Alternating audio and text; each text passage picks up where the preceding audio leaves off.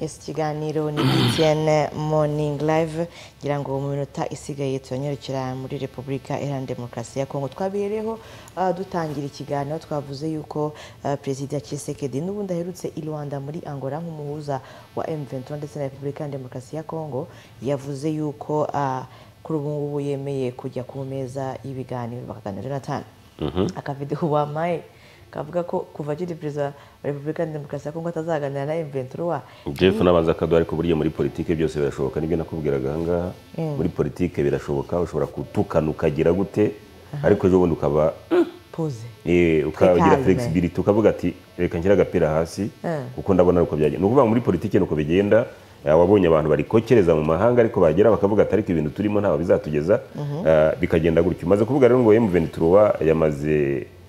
na Kongo amaze gufata icyemezo cyo kuzagana na M23 ariko ntibaragerayo. Ni icyemezo cyafashwe n'umuhuza. Rero ko umuhuza amaze kugera, ariko Jeff hanza duhe rira jambo igifaransa. Jeff duhe iryo jambo mbese nakiza bigenza gute? Ansobanurira. Nagusobanurira. Egana kare. Jeff duhe ako kajambo gatoya ka Tshisekedi. Jamais, au grand jamais, tant que je serai président de la République démocratique du Congo, j'honorerai en face de moi la délégation du M23 ou de l'AFC, là où je ne sais pas, pour négocier. Jamais. Haravuga kadashobora kuzaganira na rimwe akiri Perezida wa Repubulika ya Kongo adashobora kuganira zigera n'umunsi wa rimwe yicarana imbona mubane. Urabona kabuze AFC M23 AFC ashaka kwisuzugura, ashaka kwisuzugura nyine jamais. Ariko byakunze ubu ngubu nubwo batari bahura wenda imbona nkubone. Aherutse rero muri Angola i Rwanda, rero Perezida wa Repubulika ya Angola yatangaje ko nyuma y'uruzinduko ruto Perezida wa Repubulika ya Demokarasi ya Kongo Felix Antoine Tshisekedi yagiriye i Rwanda, yemejwe ko Angola nk'umuhuza mu bibazo byo mu burasirazuba bwa Repubulika ya Demokarasi ya Kongo izayobora ibiganiro bizahuza abahagarariye umutwe wa M23 n'abahagarariye uruhande rwa leta ya Repubulika ya Demokarasi ya Kongo. Ntago ari buzajyayo, ahubwo abahagarariye kujyayo. Ubundi bona kujyayo kuko yo ubundi ufite mahane, ufite ijambo nkarira wavuze bashobora kuri kwibutsa ukaza gutuma imishyikirano ipfa. Uvuze ko tuvuze ngo ubirazwe twabyibagiwe. Nyine urabona nyine ni isigaye ibera mbi, ariko nubundi si bujya mu biganiro nayo nyine aka kantu icyo kaba kakwibukije ni isi isigaye ibera mbi. Wigira karakajya ukigira karakajya bakajya bazana akantu wakoze. Gisi narongora narongorwa ku munsi w'ubukwe tukakagarura arakagarura sinzabyara mwabyaye tukakagarura. Nta mabanga kibaho. Iyo ushaka kuba ku isi neza witondera amagambo uvuga. Uvuga ngo amagambo twirirwa tuvuga ahangaha, twirirwa duhuragura ahangaha, bashobora kuza atari kugira ingisi ninjye wabivugaga se, ni sinjye wabivugaga se. Urumva rero ahangaha impamvu wenda na ntuza yanabivuze na Perezida wa Angola uyu ni Lorenzo. Ni ukuvuga ngo ibi yabitangaje nyuma y'uko n'ubundi Tshisekedi agira uruzinduko rugufi muri iki gihugu cya Angola. Rero ni kugira ngo ibi byatangajwe ku munsi w'ejo, aho rero ibiro bya Angola byavugaga ko nk'umuhuza w'ibibazo byo mu burasirazuba bwa Repubulika ya Demokarasi ya Kongo izaba zagirana ibiganiro n'abahagarariye M23 kugira ngo bazorohereze itsinda rizahagararira uwo mutwe mu biganiro uzahuriramo na leta ya Kinshasa. Ibi nanone kandi bikazabera i Rwanda. Leta rero ya Repubulika ya Demokarasi ya Kongo ivuye ku izima yemera kuganira n'uyu mutwe, ni nyuma y'igihe kinini igaragaza ko idashishikajwe no kuganira n'uwo mutwe umaze kwigarurira ibice byinshi mu burasirazuba bw'iki gihugu, by'umwihariko mu ntara ya Kivu y'Amajyaruguru n'iy'Amajyepfo. Jonathan, mfite ikibazo kimwe nshaka kukubaza. Urazi yuko Uhuru Kenyatta wahoze ayobora Kenya ari we wari umuhuza wa M23 na Repubulika ya Demokarasi ya Kongo. Hanyuma Angola ikaba umuhuza wa Repubulika ya Demokarasi ya Kongo ndetse n'igihugu cy'u Rwanda. Hanyuma kuri ubu ngubu African Union yaje guterana mu kwezi gushize, yashyizeho abandi bahuza batatu muri kino kibazo, aribo Uhuru Kenyatta, Olusegun Obasanjo wayoboye Nigeria ndetse na Haile Mariam Desalegn uyu nguyu wahoze ari Premier Ministre wa Ethiopia. None ko ubu ngubu bagiye guhurira i Angola ariho hahuzaga wenda u Rwanda na Congo. Uhuru Kenyatta wamye ari umuhuza wa M23 ndetse na Repubulika ya Demokarasi ya Congo, byagombaga kubera muri Kenya. Haba harabaye iki inshingano ko babahinduriye inshingano, yaba yaravuye muri iki kibazo burundu, hanyuma Lorenzo akaba ari umuhuza n'ubundi wa Congo na M23 akongera nanone ako ntagakire mu bahuza ntagakire muri icyo kibazo cy'umutekano. Umva yasigaranye uruhande rumwe. Buriya politiki igira ibyayo, buriya niyo twangana burya hano dushobora kuba twangananye nawe, ariko hakaba hari umuntu wenda uri flexible, wenda swate Jeff, swate Shakira, swate ababibona babirebera hafi. Bakavuga ati ariko tubabajwe nuko hari abantu babanaga, cyangwa tubabajwe n'ibyababaho nyuma yaho yo kujyana amakimbirane. Ni muri urwego rero perezida wenda ashobora kwibwiriza uwo ari we wese akagira mugenzi we, nimba mwumva nimba ari inshuti ye, bakagana aho ngo atari ibintu urimo rero ushobora kuba atari byo. Kuko hari umuntu ufite iyo agiye gukora ikintu abanza akangisha inama, ni umumama, ariko buri gihe agiye gukora ikintu abanza akangisha inama, maze akampamagara akambwira ati se kuri we uri umujyanama, ndi umujyanama we, mbigenze ndi. Hari umuntu yigize amutega umutego ashaka kumuhamagara ngo bahurire, ndavuga ati rero umuntu mwagiranye ibibazo si ngombwa ko muza guhora mwenyine, ahubwo urashaka inshuti ye nawe ushaka inshuti yawe. Ubuno seje amashobora kugera ahantu akakwica, ubuno seje amashobora kugera ahantu akagufatira icyuma ati vuga ibi ngibi. Uvuga rero ngo umujyanama ubundi abanza akareba ibintu ayirengeye. Uvuga ngo uyu ushobora guhuza M23 na perezida wa Congo ashobora kuba areba ibishobora kuba kuri mugenzi we mu mboni zanjye, akabona ibyo bintu bizamubaho atari byiza, akabona igihugu ari kugishyira mu manga, akavuga ati ngwino gerageza ugane na M23 kuko na bene igihugu bawe. Kubimwumvisha birumvikana, ariko bitewe n'ubimwumvisha. Ubimwumvisha ninde? Ni wa wundi baganira, kuko ntabwo najya kuza kuganiriza tudasanzwe tuganira. Uvuga ngo uyashobora kuba ari inshuti y'akadasohoka ya perezida wa Congo, ashobora kuba perezida wa Congo amwibonamo,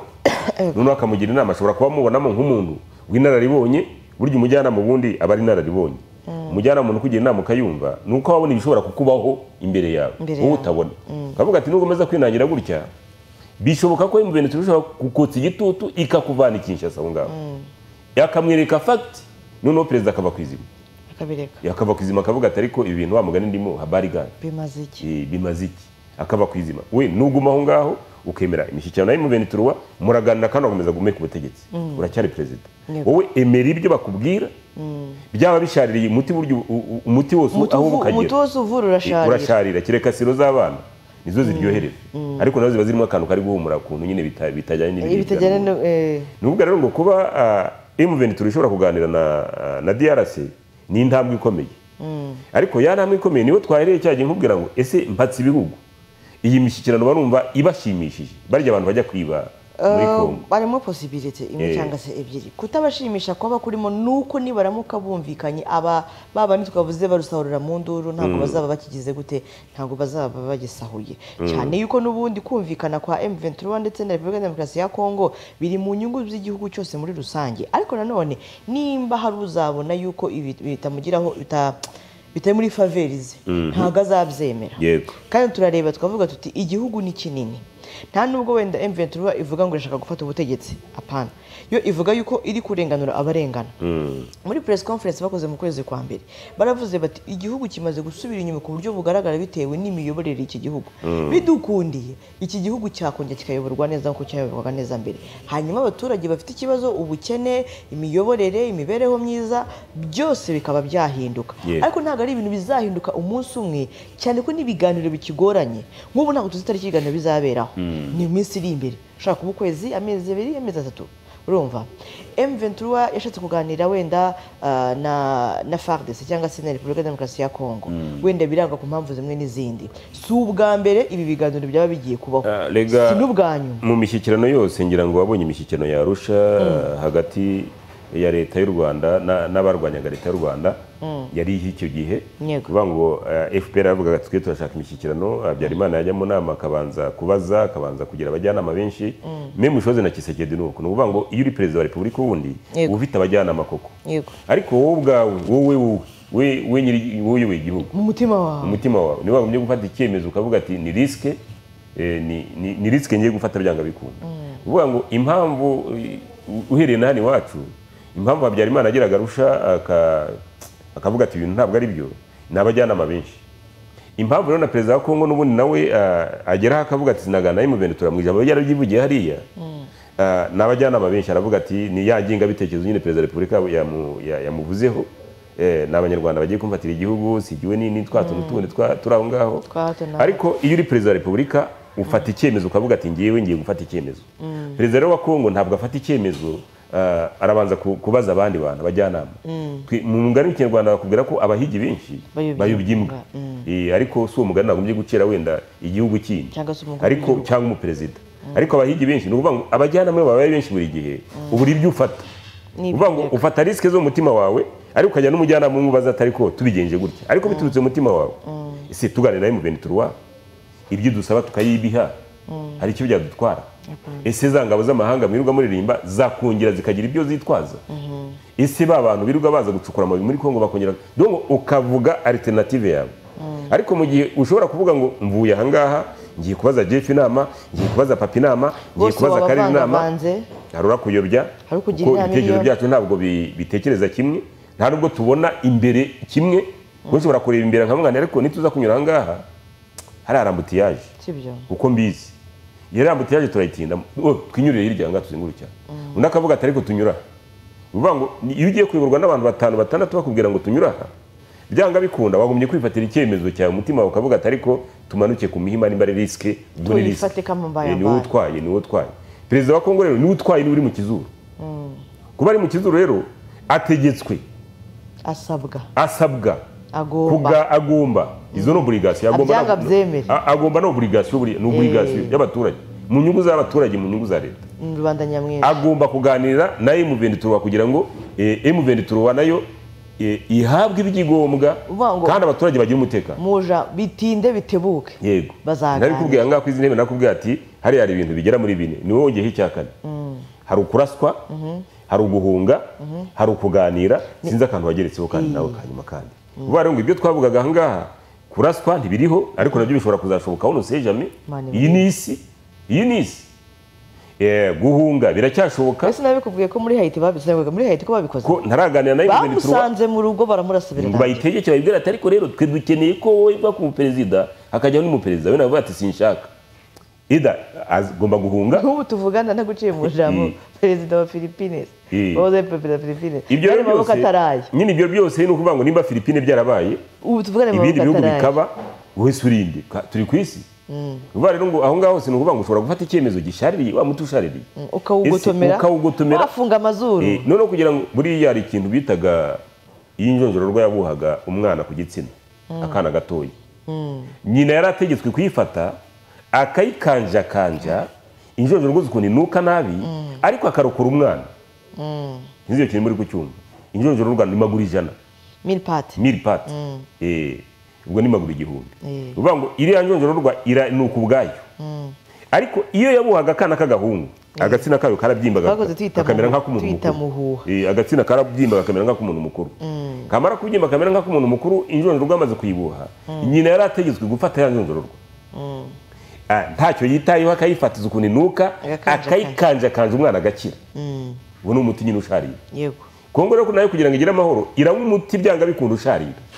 nubwo muri buze kugara kuri social media ati dore wavuze ibingibi ariko ni umuti usharira no kuba biri kugaruka kuri social media ko yavuze ko atazaganira na M23 none akaba ari kuganira na M23 ni umuti usharira nawe ari kumwari agomba kumera ntabwo twabyibagiwe abantu rero muzana ngo ntabwo twabyibagiwe mureke ibibazo bikemuke none ahubwo muzabizana nyuma bavuga ngo mushobora kuvuga ngo ntabwo twabyibagiwe mukajya kuvangavanga abantu yego ariko nitureke abantu banywa umuti ushaririye M23 biganire ivuga ibyisaba itegeke kuko iri kugenda ifata intara zitandukanye ivuga twebwe turashaka ibi turashaka tuye muri guverinoma bayemerere yego maze amahoro ahinde muri Kongo bitwaye iki Jona na ya minota nayo igeze gutya kirageze gukirangiye igeze gutya nayishira uyu munsi wanjye barawanditse uyu nguyu ari naguhembye kabaye yes ariko zikora nasiba kuva natangira akazanga ntabwo rasiba sindasiba na rimwe wowe usiba uretse zasibe se ntunguranye ni uho gusuza usibye uzabubundikira zasibe ntunguranye uzabubundikiriye amagi yanjye yaramaze guturaga cyane none se uzaba uri kugira kuroba ziriya ndugu batweretse samake mfite igishanga hirya ngiye gukora uzatuma usiba zaba ari igiki buriya akazi urubyiruko yego burya iyo wemeje gukora akazi uragakora iyo utemeje kugakora urakarika agakora abandi nawe ibyo kudunudunu gusiba kugira gute gukererwa wapi burya wemeje akazi uragakora reka twifuriza ibiganiro byiza kuzaba hagati ya M23 na FARDC tumenye n'umunsi n'ubuhe tumenye abari bugeyo ni bande cyangwa tubimenye byamaze no kuba ntiwamenya ariko Kisekedi azareba abantu bashobora kugenda bakaganira kuko bafite ijambo nibura rivuga M23 wikumva na M23 nayo ivuga ariko tugiye koreza abantu imari bananga ibyo nabivuga maze kumenya ko baganira hagiye nimba ari mushuti wa M23 bisimwa nimba ari inde uzagenda hariya bagende basaba ibintu bisabika bagende bavuga ariko turashaka kubaka inshi yacu Kongo tuyubake neza noneho igira amahoro uvuga ngo tuzahora imwe ngibi M23 yateye Kongo yagize gute yatatse abandi bari kuvuga ibintu bya Wazalendo nayo wese bazayihamagara bazayihamagara hari imitwe myinshi dukeneye kuganira na M23 hari abo nabo nibo bakeneye ibiganiro na FARDC hari hari hari undi mutwa twirwaneho hariya ngo urwana abanyamuringi uraje inshinga ufite n'ibice binini maze gufata uwo nguwo niwe bazagira gute niwe bashaka kubanza baganira n'ubu ngiri kwataka M23 hari ahantu ngimeze gute kiracungura irataka ariko ngana iri kwataka ni wa guverineri ngo yagiye gucumbika wa wundi wa Kongo yazanye nyine wa wundi mushyashya baravuga ati cara aho ngaho ni uzabitegekera aho ngaho ariko M23 kuvuga ati wowe hoya nahara turafata byanga bikunda anyway nture Jeff Muzungu niyo nzimana Jonathan uramucyura guteze kandi mukanya tujye mu mibundano kabisa wenda ndaba namucyuye araza undi muntu ugufa nta kibazo yes ikigali cyari BTN morning live Latifa ndetse na Jonathan ni kuva kwa mbere kugera kwa gatanu saa moya kugera ku isaha y'isatatu tuganira kuri byinshi bitandukanye aba mu karere mu gihugu ndetse no hanze y'umugabane mu gihe byabaye ngombwa rero ibiganiro bya BTN TV